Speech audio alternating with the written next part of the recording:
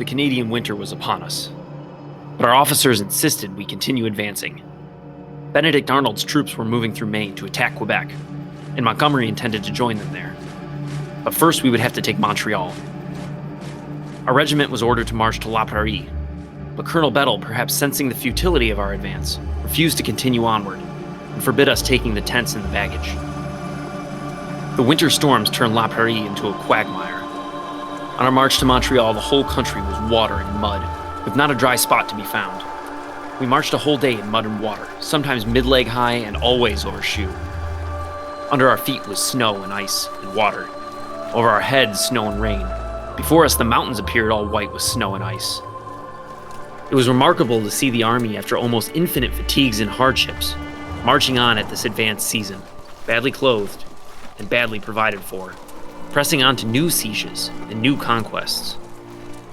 Along the way, we passed some of the captured regulars' wives and children in a miserable plight.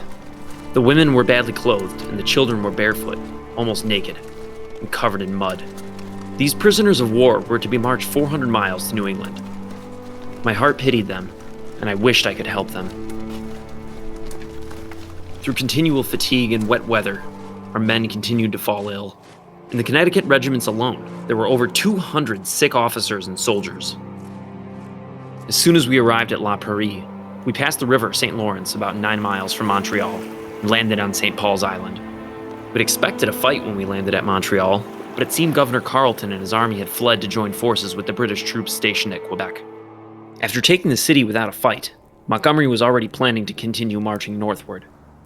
The general had promised our regiment that we would be discharged after we took Montreal.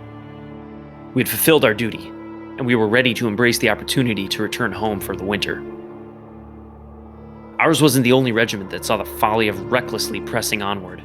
The Green Mountain Boys, Bettel's Rangers, and Colonel Easton's Massachusetts Regiment all prepared to depart.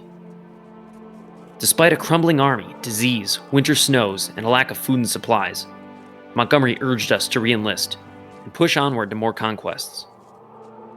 My thoughts drifted to the women and children being marched back against their will through the Canadian winter. What were we doing here? I had enlisted to protect my country, not to conquer Canada.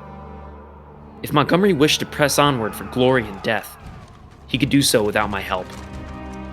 I would re-enlist if it meant protecting our new country, but I had no intention of following our mad general to an early grave. Along with the remaining soldiers of my regiment, I packed up my things and prepared for a long journey back to Connecticut. I was going home.